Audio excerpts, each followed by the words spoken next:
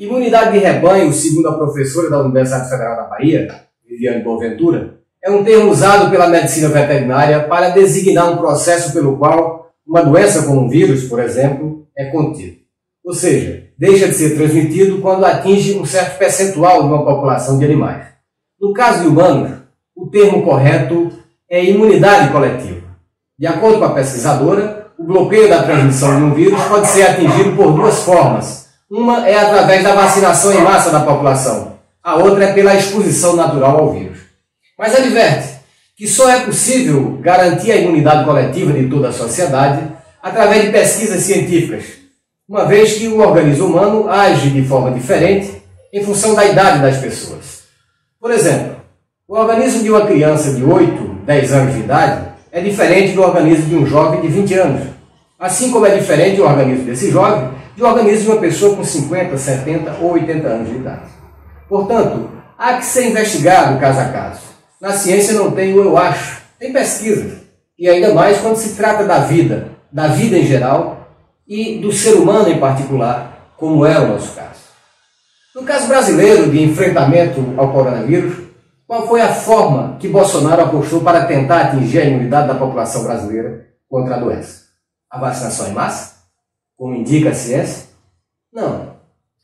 Desde o início da pandemia da Covid-19, em março de 2020, o governo brasileiro, pela negação da ciência que caracteriza o bolsonarismo, tem apostado na tese do que chama imunidade de rebanho, que para ele seria atingida pela exposição natural da população brasileira ao vírus da Covid-19. Para isto, o governo se ampara na falsa crença de um propalado tratamento precoce da doença, no dito kit Covid, distribuído à rede de saúde pelo governo federal e composto por 3 remédios: a ivermectina, a cloroquina e a hidroxicloroquina. Esses medicamentos, segundo a medicina, não servem para combater nem proteger contra o coronavírus. Na verdade, a ivermectina serve para o tratamento contra lombrigas e piolhos. Isso mesmo, vermes e piolhos. Já a cloroquina e a hidroxicloroquina são remédios indicados no tratamento de malária e da artrite reumática. Segundo a Organização Mundial da Saúde, não existe tratamento precoce contra a doença. O único tratamento possível é a vacinação da população. E enquanto isso não ocorre, recomenda a entidade o uso de máscaras e o distanciamento social.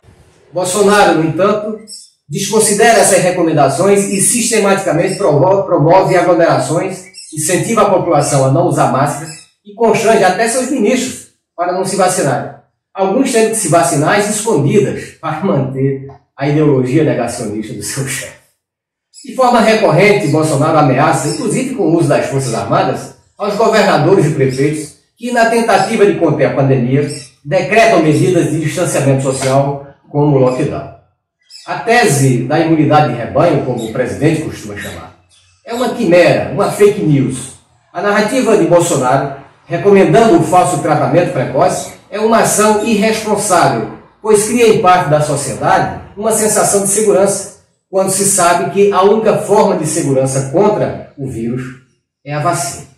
Enquanto Bolsonaro gasta dinheiro público em propaganda para divulgar seu falso tratamento, a CPI da Covid, que apura as ações e omissões do governo Bolsonaro no combate à pandemia, já dispõe de documentos atestando que o governo recusou, ainda em 2020, 11 ofertas de laboratórios para que ele, o governo, comprasse vacinas para proteger a população da doença. Entre os meses de julho a outubro, os representantes do laboratório que produz a Coronavac, por 6 vezes, ofereceram a venda de vacinas ao governo, que simplesmente ignorou. O laboratório Pfizer, também em 2020, por 3 vezes, ofereceu vacinas ao governo Bolsonaro, que também não as quis. Um detalhe importante é que a Pfizer oferecia, de início, 70 milhões de doses da vacina e que começaria a entregar ao governo ainda em dezembro de 2020. Portanto, se não fossem as ações irresponsáveis de Bolsonaro com relação à pandemia, o Brasil teria iniciado a vacinação ainda em 2020, como ocorreu em dezenas de países, a exemplo de Alemanha, China, Espanha, Estados Unidos, Israel, Inglaterra, França e países da América Latina, como Argentina, Chile, Costa Rica e o México. Da mesma forma que se negou a comprar as vacinas da Coronavac e as do laboratório Pfizer, em 2020, Bolsonaro também se negou por 2 vezes a participar do consórcio organizado pela Organização Mundial da Saúde para a compra de 212 milhões de doses da vacina. Em nenhum outro país se tem notícia de que seu presidente esteja recomendando o tratamento precoce para a sua população ou fazendo pregação em nome do que chama de imunidade de rebanho. E qual foi o resultado dessa política de Bolsonaro? Uma tragédia. Mais de 400 mil brasileiros mortos até agora. Estudiosos afirmam que para o Brasil atingir a chamada imunidade de rebanho pela exposição natural, como quer Bolsonaro, mais de 2 milhões de pessoas morreriam.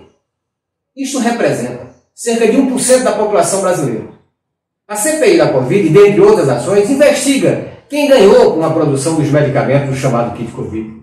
O que está claro até agora é que a população brasileira não ganhou nada. Pelo contrário, a população brasileira perdeu. E perdeu vidas.